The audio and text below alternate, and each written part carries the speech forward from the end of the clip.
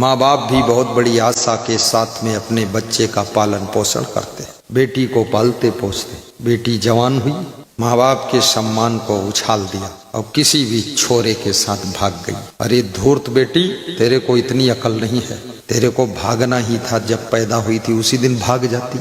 नालायक कहीं की, चुड़ैल है क्या, इतना ज्ञान नहीं है?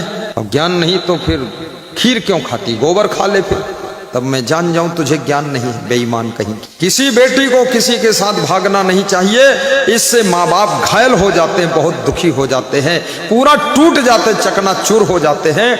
माँ बाप के इशारे के अनुसार विवाह कीजिए और गृहस्थी बसाइए, तो माँ बाप की छाया जिंदगी भर मिलेगी। तुम्हारा पति भी तुमको तंग नहीं कर पाएगा, क्योंकि वो जानता है इसके माँ बाप हैं, रक्षा के लिए आ जाएंगे, इसका भाई आ जाएगा। लेकिन जब मनमानी भागोगी, वहां कोई न माँ रही, न बाप रहा, न भाई रहा।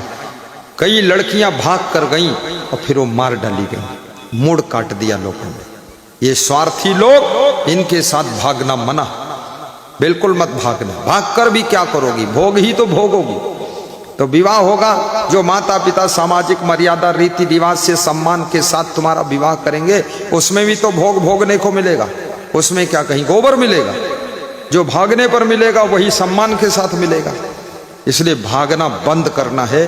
पूरे विश्व की लड़कियों से निवेदन है और विश्व के लड़कों से निवेदन है और साधु संतों से भी निवेदन है, अपने अपने कर्तव्य का पालन कीजिए और जिंदगी को ऐसा बना लीजिए कि जिंदगी गुलाब के फूल जैसा महकती रहे और जहां जाओ वहां यश कीर्ति की, ताकि बंधन में रहने वाले व्यक्ति ही सुरक्षित रहते हैं और जो बंधन से अलग हो गए वही बर्बाद हो जाते हैं। बोले सद्गुरुदेव की जय। जो महिला अपने पति को डरती है वो कभी व्यभिचारिणी नहीं होगी।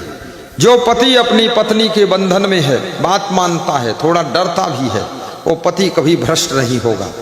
और जो नेता, याद रखना, अपने हाई कमान का थोड़ा भय मानता है और हाई कमान के अनुसार चलता, हाई कमान के बंधन में रहता है, वो नेता कभी फेल नहीं होता है।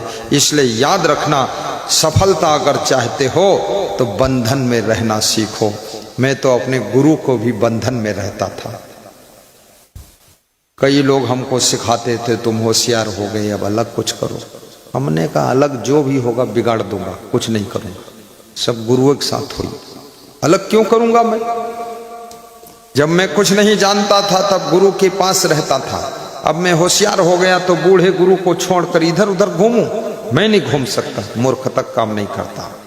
जब अकल नहीं थी टट्टी पेशाब करने की, 1 मिनट मां छुप जाती थी, तुम रोते थे, मम्मी हू।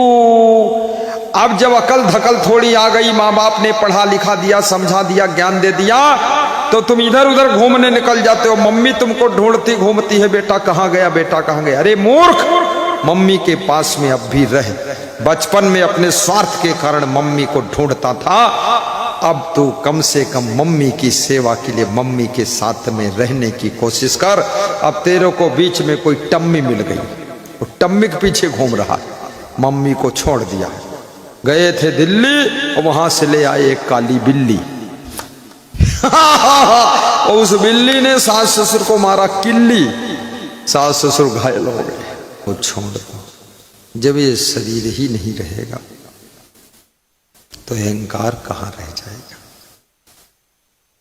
जब तुम ही नहीं रहोगे तो परिवार कहाँ तुम्हारे साथ, धन कहाँ तुम्हारे साथ जाएगा, ये पद भी कैसे तुम्हारे साथ रहेगा? तुम्हारी मृत्यु के साथ ये सब चीजें छूट जाती।